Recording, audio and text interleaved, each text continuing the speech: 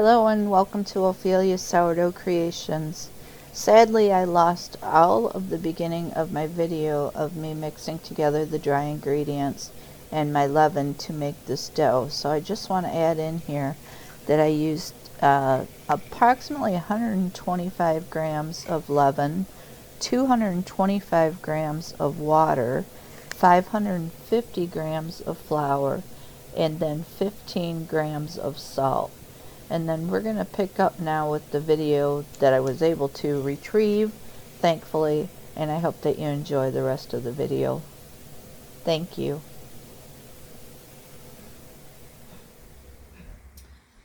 Alright, welcome back. As I mentioned, we are trying something new today. So it's been 30 minutes that my dough has been sitting, absorbing the moisture. But because we are doing a different kind of dough, I am going to incorporate something into this that I've never done before. So we're all going into uncharted waters together. I'm going to start to add some butter because, like I said, we're going to make like a croissant dough. So I'm going to add some softened butter. It's not hot, it's just softened to this starter that I'm preparing. And we're going to add it all in just like that. And this is 1 stick of salted butter. I don't usually ever use unsalted butter. So this is what we're doing. Oh, and let me put some light on the subject. There we go. That's better. I'm going to wet my hand, which I just washed my hands. And we're going to reach in and we're going to start to fold everything in. And we're going to squeeze it so that we can get that butter all incorporated into the dough also.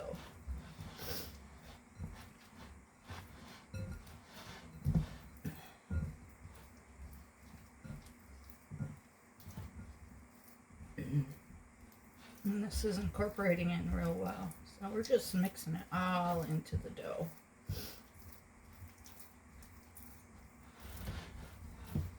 Oh, that butter's getting mixed in there. We're going to flip it, and then we're going to wet our hands again because it's starting to stick a little bit. And we're just going to flip it and mix it in there.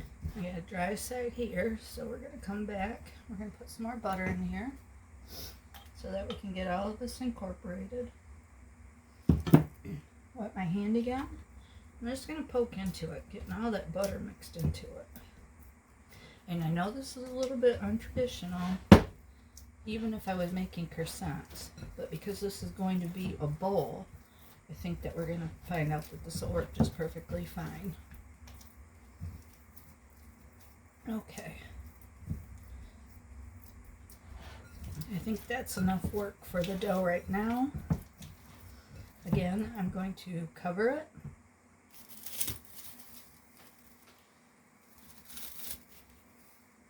And let it sit for another 15 minutes. And then we'll come back and work it again. Alright, it's been another 30 minutes. We're going to do our second round of stretch and folds. And we're going to do this one just a little bit different, because I need to make sure that all of this butter is getting incorporated into the dough. So, just washed my hands. This is our dough so far. It's still really not looking like dough form, but we're going to get there. We're going to work this. And we're just going to push it. I want to get all of that butter all incorporated into this. There we go. This is looking a lot better already. And we're just giving it a little push. And we're going to fold it over. And we're going to push it one more time. I really wanted to get that butter into it. So this should help tremendously. Just pushing it. And there. I'm going to get it into a ball structure again, and then we're gonna just kind of pull it out into the center a little bit. But that helped a lot to get that butter into it. So, alright, we're going to set this back in the bowl. Cover it up for another 30 minutes. And we'll be back.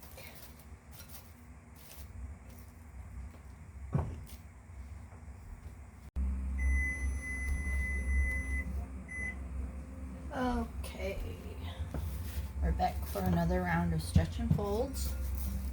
As you saw the last time, I did it on my mat because I wanted to get all of that butter incorporated into it a little bit better. So now we're going to resume doing it through just by lifting it. So I'm going to get my hands wet again, and I'm going to lift it, and now I'm going to really start to stretch it. Get it wet. Stretch. And it's not very stretchy, so we've got some work to do on this one. This one's going to take a little bit more, I'm afraid.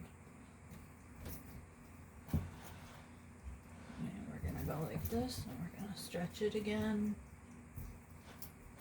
And then we're going to come over one more time, and we're going to stretch it. And this is exactly why I say that you cannot always count on your dough being ready just because you've done 3 stretch and folds.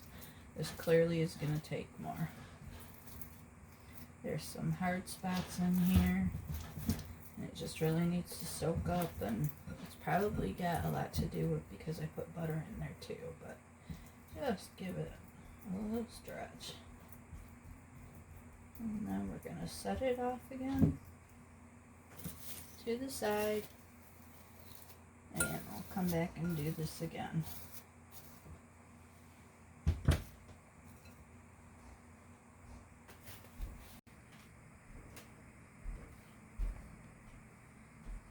Alright, welcome back. As you recall, we were putting together a Cresant sourdough bread that I had incorporated some butter into, and I also had put some white sugar into, cane sugar, just plain cane sugar, because it occurred to me last night, I really didn't know where I was going with this dough, other than that I wanted to make I wanted to put some inclusions into it that were beef and cheese. And originally I had thought that I would do some roast beef that we had purchased, but in fact my husband decided that he was hungry and so I improvised today. And as you can see, I've got a plate back here, and I just cut up some strips of some ribeye that I had that we had eaten the other night, and I cut it into some strips, and I added some ingredients to it to make it like the sandwich meat that we had, that my husband ate, that I was going to put into my bread. So saved the day, thankfully, that I had the roast beef, and then I was able, also, I'm going to use my cheese that I made the other day, my mozzarella. I'm going to call it mozzarella ricotta because that's kind of what it came out like, but I think that it will work wonderful for the sandwich. So what I'm going to do today, I think, I think that the Super Bowl is coming up, maybe next weekend, and so I thought, what a great idea to make a sourdough slider bread with the roast beef and the cheese. Doesn't that sound good? So I thought, that's a good idea. So we're going to put that together today. Where we left off yesterday was I had mixed up all my dough, did my stretch and folds, and was pretty confident that it looked good and that it would it was ready to double. So that is a process that did in fact take overnight, and part of it today, it's probably been, I've been up for about 6 hours now. So, and I just took a peek at it, and let's show you what we've got.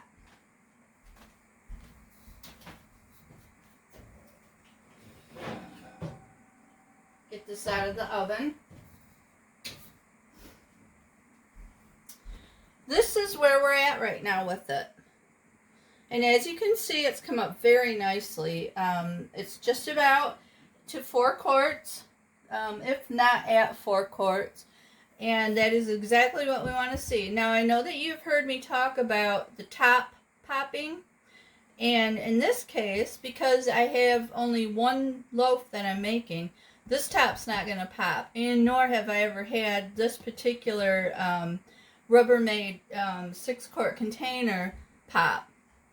So because it does seal pretty well. So how do we know that this is ready? Well, first of all, it's nearly doubled in size, which is what one of the indicators.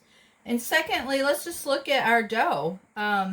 I touch it, it's not sticky on my finger, and it looks like it's ready to go. So that's how we know. Sometimes your dough also, when it's at peak fermentation, it will get little bubbles on top of it. And that's perfectly fine. And that means that it's at its peak. It's ready to be made. So what we're going to do, obviously we have our dough, we have our meat, and we have our cheese that we're going to incorporate into this. But now we've got to get it ready to go. So we're going to take our silicone mat once again. And I'm going to put flour on it, but I'm going to go very light with the flour today. Because I don't want, I want this dough to be like a soft, like a slider bun, like a regular bun that maybe you would make with the yeast dough. So we're going to go real liberal with the flour, or light with the flour, not liberal. I just said the exact opposite. So I'm going to put a little bit out here, just like that. And as you can see, there's not a whole lot there. So let me tip this down just a bit. There's not a whole lot there. So we're just going to smooth it out on our surface.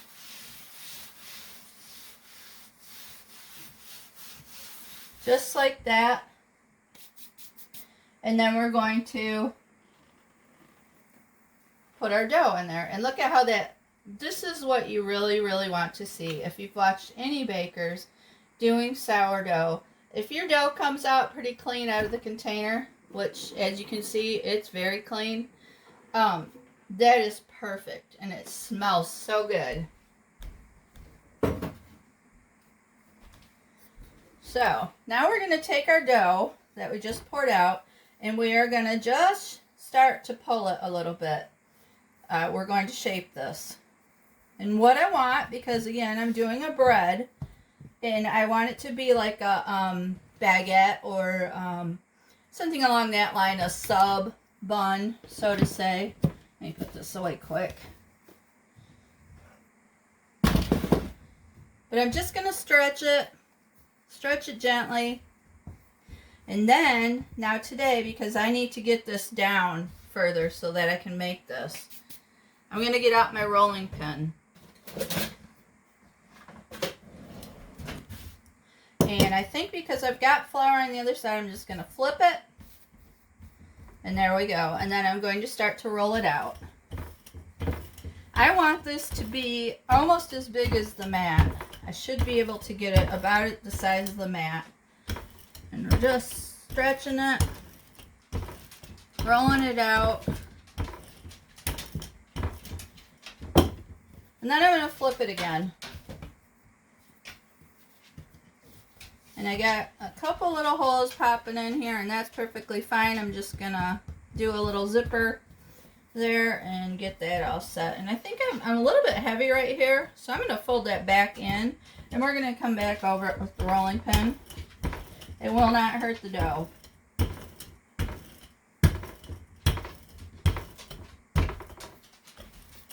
And we're just going to get this out as far as we can to the rectangular shape of the silicone mat. And I think that we're getting there right now. This is probably, it's not very thick, but you get the gist of it. It's not very thick at all, but it's still very, very workable. So, I want to, oops, I had something on my rolling pin, darn it. I want to just, again, stretch it out, stretch it out, stretch it out, stretch it out.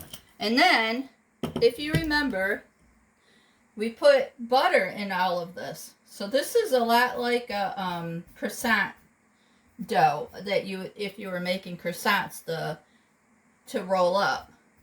So what we're going to do now is we're going to incorporate our meat, and this is considered an inclusion. So we're just going to put our meat in here, going like this.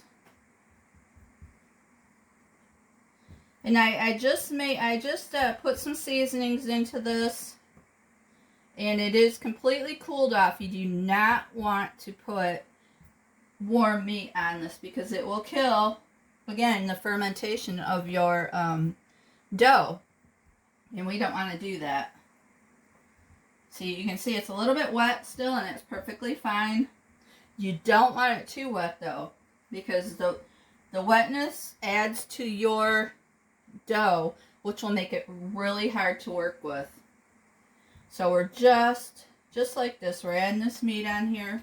This is just a ribeye steak that I cut up, and that'll be really good. So we've used all of that, and you know what? I'm just going to pour the rest of the juice right over it.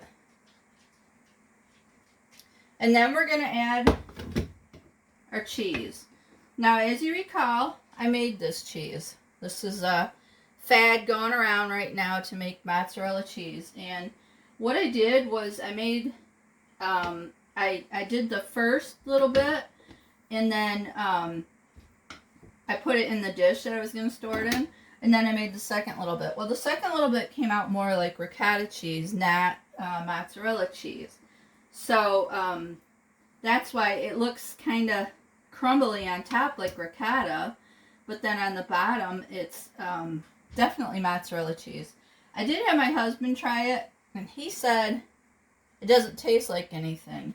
And, you know, I think that that's because I didn't put enough salt into it. Because it did call for salt, and I don't like to heavily salt stuff, so I didn't put a lot of salt into it. And this is a chunk that's more like ricotta. Okay. I wanted to leave a little bit of the cheese so that I could garnish it on top, because I think that this will just really cook up nice with it on top. So we're just gonna, we're getting real close. And I do have some more in the fridge that I can use for that if I need to. But yeah, we're just gonna put this in here. And just like that. And you see I kind of left this area empty. That's because I don't have enough product for it. But you know what? It'll be perfectly fine because we know that we have all of these inclusions in here. And so now, just put that right there and kind of spread it on there. This, you know, you can do whatever you want. It's completely up to you. But let's do it this way. I don't know if you noticed too, but I live in Michigan, and so I'm wearing my Lions. I thought that would be appropriate since how we were making this today. Even though I doubt we'll ever see them go to the Super Bowl. I think they came close last year, but once again, they fooled us. Okay, so we've got this all put together now. And we're going to roll this now, just like we do for cinnamon rolls, or the last time that I did the pizza mozzarella bread. I also rolled it like this. So we're just gonna gently pull it up and roll it, and we're gonna tuck it in pretty good. I don't know if you can tell, but I'm trying to, like with my thumbs here, I'm pushing on my dough a little bit. Pulling and pushing at the same time so that I can get my inclusions into more than just the center of this. Because a lot of people say, why do all my inclusions always go like, you bake a loaf and it all goes into the center? You have to get it all through your dough. And so this is one perfect way, and obviously when you make cinnamon rolls, you can see the cinnamon swirl all the way through. And so this is one way that we're going to get this all incorporated through here. And you see how nice this is coming together? This is a really, really nice dough. I am very impressed with this. I was a little bit nervous because I was going into uncharted waters, like I told you guys. I was putting the butter into it like I did. And I'm going to fold this up a little bit here. But this is a very nice dough. Very nice to work with. So now we're coming to the end, and I'm going to pull this up. And I'm going to do this. And then, once we get this all up here, doesn't that look nice? We're going to do a little zipper here, or at least try, and I should be able to this time because this dough is really nice. So, and we're just going to kind of zipper it. I'm just grabbing 2 little pieces of the dough, and I'm zipper putting it together so that it doesn't come apart. And there we go. And now, because this is so long, and I'm going to kind of tuck this into itself too, and I'm just going to kind of push it. Just kind of pushing the edge there so that it's all sealed up together.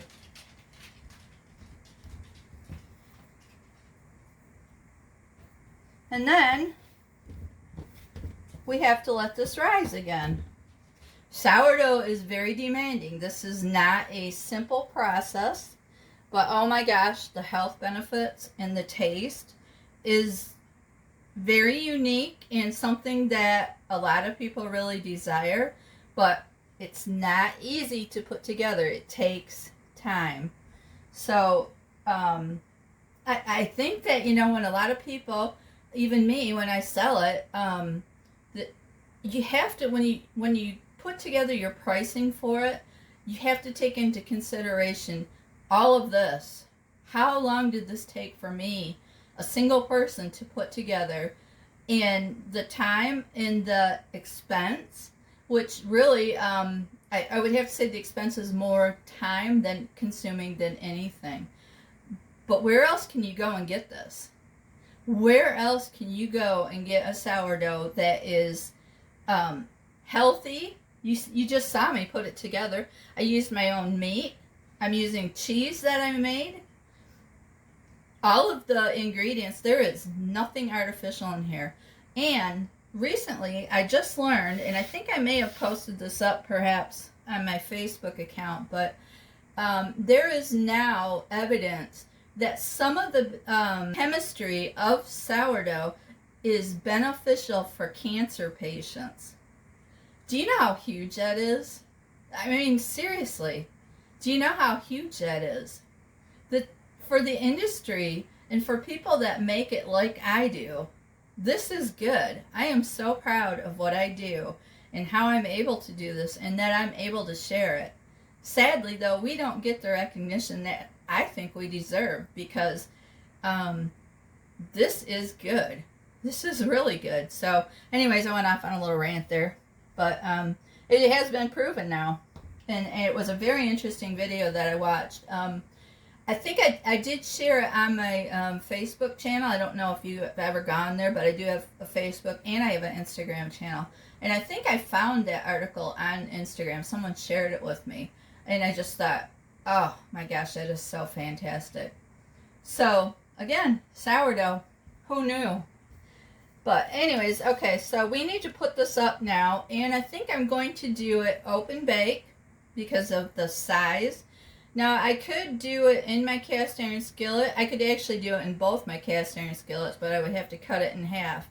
And I'd really like to see this develop as a whole. So I'm going to put it on a cookie sheet. And so let's see what that looks like.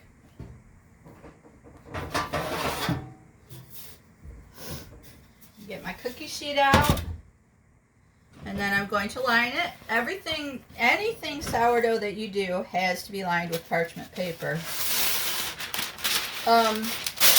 They do have silicone mats now that are heat resistant so that you can use them in the oven. I haven't had a lot of luck with them because usually if I do something in the cast iron skillet, it's touching the sides too, and so then it's still burning on the sides. And the silicone thing that they use only goes on the bottom, and it has like 2 handles so you can pull it out. So anyways, let's see. This is still going to be way too long to my pan, but I think we're going to squish it down a little bit. Obviously, it's going to rise, but I'm not liking this. I'm not liking how this is going. I think I'm going to end up cutting it, you guys. I really don't want to, but I think I'm going to have to. So, this is what it looks like. This is a very sharp knife, so depending on what you guys use, just be careful. Yeah, I like this idea a whole lot better. This is just going on here like this. And I think I'm going to leave, no, let me pinch this together a little bit.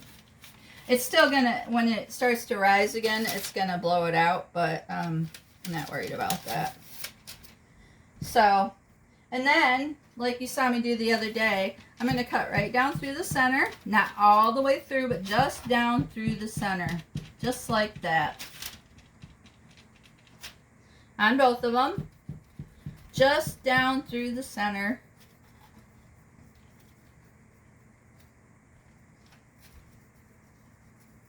It looks really nice. I'm so excited to try these, you guys, and to share them with you because, again, I've never incorporated butter into my dough before, other than when I have actually physically made croissants. So to see how this comes out will be a real treat for all of us now, because I get to share it with you. So we're going to put on just a little bit of this cheese in random spots.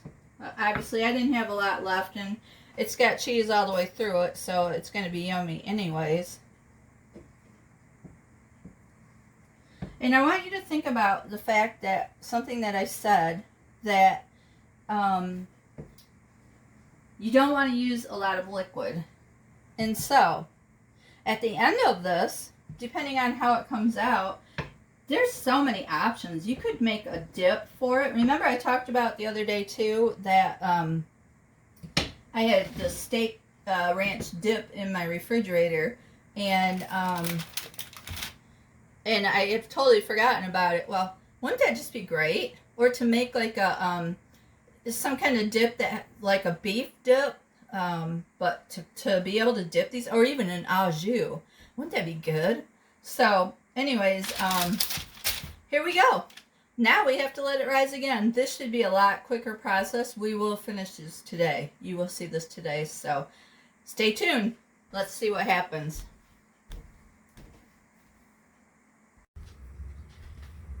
Alright, it's been a couple hours, and so I'm going to pull out my bread from the oven, and I put in there, I'll put together, and we're going to see how it looks now that it's risen and ready to go in the oven.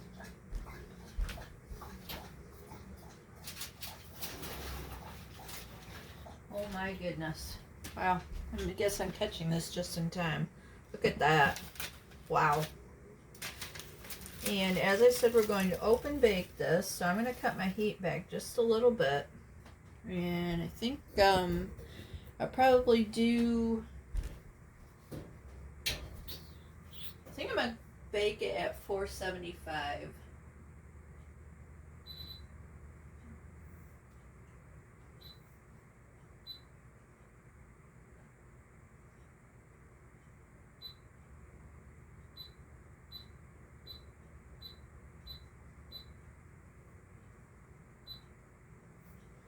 And we'll let that get up to temp, and then we will come back and get this in the oven. Boy, look at that. It really, really looks good.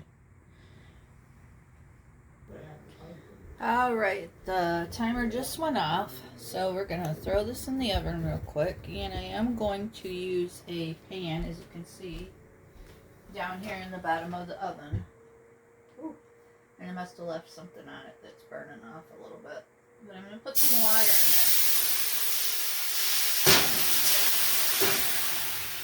there. Oops. Pop, pop. And the reason why is I want to create a little bit of steam inside there, to bake our bread. So we're going to put this in there. And I'm going to set the timer for 20 minutes. That's pretty standard that you set the timer for 20 minutes with any bread.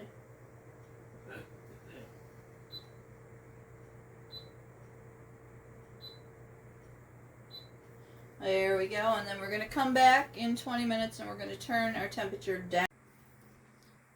Alright you guys, so there you have it. We have finished our sliders, tailgater treats. I put some chipotle over the top of mine. And boy oh boy, I cut it while it was still hot because I wanted to enjoy it hot, but doesn't this look good? Cheers you guys, thanks for watching this creation of Ophelia's Sourdough Creations. Enjoy.